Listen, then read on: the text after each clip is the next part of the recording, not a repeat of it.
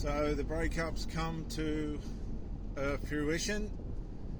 You've tried to rationalize the evil away, but it keeps reoccurring. They have momentary lapses of reason.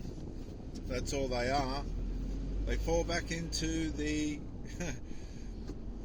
behavior that is destroying your mental health and your idea of what a relationship is supposed to be like. You're not falling for it. You have now broken away. Now, the journey to this point was traumatic, to say the least. When the red flags surfaced, you completely ignored them. They went past you like a shark under the surface. Then all of a sudden you saw a piece of the shark's fin on the surface, and went, what is this?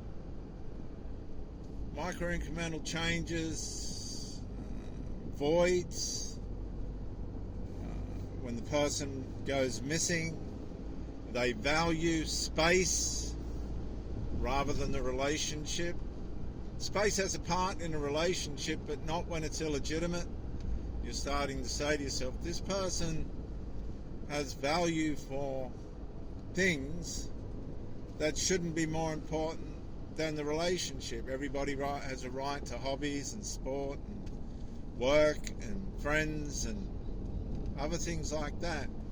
But the spaces and the voids that I'm talking about, these things that just don't sit right, that don't feel right, that aren't right, that you're trying to condition yourself into believing should be acceptable, even though something inside you is saying, no, they are not. This is called trying to condition yourself to somebody else's sin. Begins to give you mental health issues, senses of torment, anxiety, frustration, all these poor attributes that really don't profit anyone anything, particularly the person on the end of them. So while this person's gone into what they might call as narcissizing the relationship, they're eroding the relationship and thinking they can get away with it. They're actually eroding your tolerances, patience, and long-suffering, and kindness and goodness, which should be spent on things that are worthy of it. You're starting to waste things on this person's immaturity, and lack of character, and lack of personal growth, which now you're on the end of and suffering from, by way of torments and negligences and things that they should be doing and not doing. But somehow your faithfulness, your loyalty and your commitment has blinded you from the reality of how bad all this really is. And it's a circle. See how I'm speaking? The whole message seems to go round in a circle. It's because that's what it is. It goes round in a circle. Round and round and round. You get upset. You get conditioned to accept it. You get tormented. You condition yourself to accept it. This is part of it's not part of a normal relationship. It's not how the relationship's supposed to be going. Where are they now? What are they really doing? Are they where they say they are? All these things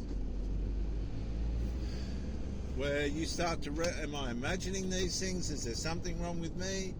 Am I paranoid? What's wrong with me? Why can't I just be settled in this relationship? Because the fact of the matter is, the person that you're with isn't having a relationship. They're using you for supply. Narcissistic supply. Intimate supply without any intention of building themselves into somebody that is going to contribute as an asset into the union, into the relationship. So while you are trying to have a relationship and you're under the impression that you are, you're not. You're actually just being used as narcissistic supply. That's why you're sensing these voids, these absences. Now the person could be there and still there's this void. Something just isn't quite right. And it works like clockwork. And that's part of how you get conditioned. You are able now to predict these evils, these torments and frustrations and just outright abuses like clockwork. And so now you're being entrained. You're entraining yourself to accept, as I said, see, we're going around in a circle. You're entraining yourself to accept things that you are aware of aren't right. Something's not normal. Something's not right. That's because you're being used as narcissistic supply. You're sensing the narcissism. You're sensing the void. You're sensing the fact that nobody is really there. You're just a commodity. You're just being used to suit somebody else's end. You're not as valuable as you think. You're a dripping tap. You're just dripping tap. You're water down the drain for somebody else to waste, and they're running off with your supply, and they're using it for things that aren't building anything. They're building other interests. They can't get what they're getting from you anywhere else. Your particular brand, your particular flavor, your particular marinade. And so while you're leaving the tap turned on and they're just taking the supply, and you're asking lots of questions to yourself and to the other person, and you're not believing your narrative, but you are believing theirs, this is where your mental health will begin to deteriorate, will begin to decline. And now you're in deep trouble, because now your mental health, which will affect your physical health, is in demise. It's being narcissized, right? It's being narcissized. It's being wasted. It's being abused. It's being destroyed. This person, and we're going around in the circle again. This is how it works. It cycles. Is not going to build a happy, healthy, give, take, care and share relationship with you for whatever reason. It's eroding, it's corroding, and you're trying to patch this thing up and keep it afloat, but right before your eyes it's sinking. It's not working.